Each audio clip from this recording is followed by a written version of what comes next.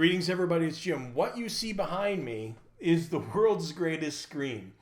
That is a video that I did a few years ago, and it took off like a rocket because a lot of game masters were already asking the same questions I was.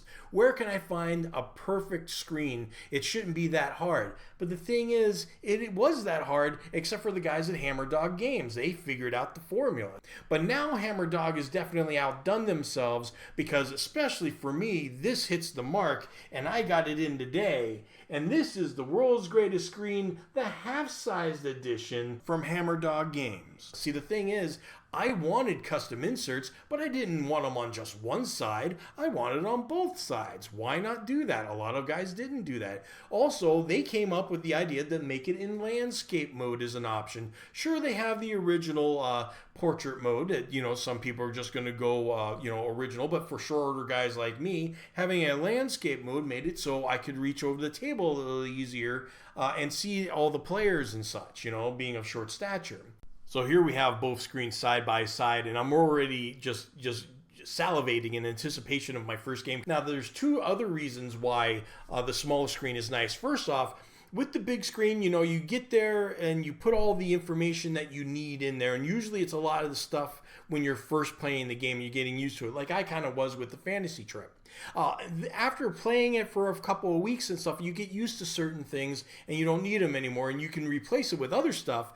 But it's even better just to eliminate it altogether and just put all the stuff that you know you're going to use and forget from time to time in these smaller screens. So less space, you don't need it as much. Now, does that mean that the older screen doesn't have a purpose? Oh no, it definitely still does. Hold on to it. Don't sell it on eBay. And if you are buying this for the first time, you should probably buy both. And one of the reasons, and there are more than one reason. First off, it is more information. And two, you could put a better map on it. But three, and probably my most important, is solitaire gameplay.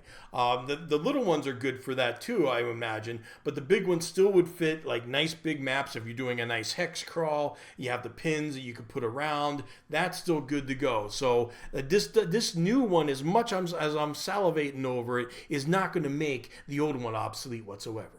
All right, so let's go a little bit over the screen. First off, let's just show you the actual size. Now look, it's the half of the size of my head. And I know I got a big head, you see it all the time, but still, this is pretty small. I could put this down, and not only that, by the way, I'll just start off with that. You could just use it like this size. Only use 2 sections of it. And now you really got a small one if you got a real small space.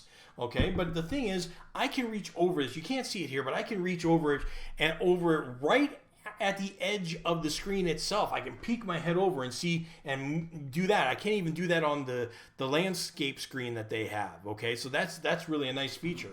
Now another thing is they have these inserts available for like fifth edition, like is here, and they did send these to me, by the way. And by the way, they did send me this to do the video. Don't think for a second I paid for that one, so don't think for a second I wouldn't have paid for this. Don't tell them that. Do not tell them that. Okay, so here's the 5th edition right there, and then they got some nice artwork that you can put on the outside. Like the other one, just you can set the mood for whatever campaign you're running. Now, another thing that I would highly suggest is that and I suggested this with the other one, I'm so glad they implemented it here, is to pick up these magnetic backings, okay? And the reason is because you can also get these magnetic pins. They have color coordinated markers with them, and you can use them for all kinds of things, like I was mentioning earlier, an initiative tracker, or something on the maps, like something's going to happen here if this player gets over there. I mean, all kinds of things. Your imagination is going to be the limit there. One of the biggest benefits of having a screen of this size is actually just more accessibility to the players, at least in a mindset kind of way. I mean, we all remember the first edition. Again, it's just that big ivory tower sitting in front of you, and yeah, nobody can see what I'm doing back here, ha ha ha. But at the same time, as I've played more and more, I realize that there's a lot of the best players aren't looking to cheat or anything like that. They're not looking to win like some gamers are, and you don't have to worry about that as much. Sure, you got to have some kind of screen for an semblance of security to a point. You don't want to let them accidentally see something, even if they're not looking for it, right? And a half-height screen for the most part will do that, I think.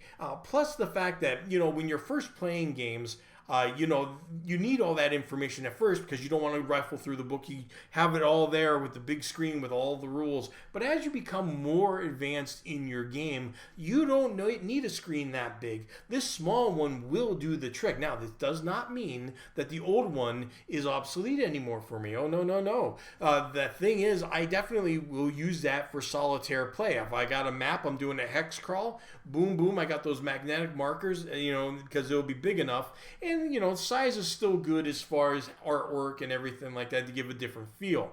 But the small one definitely is going to have its use in gameplay. A lot of travelability. Is travelability a word? Travelability. I dare them to use that on their Kickstarter. Travelability. The world's greatest screen. It's got travelability.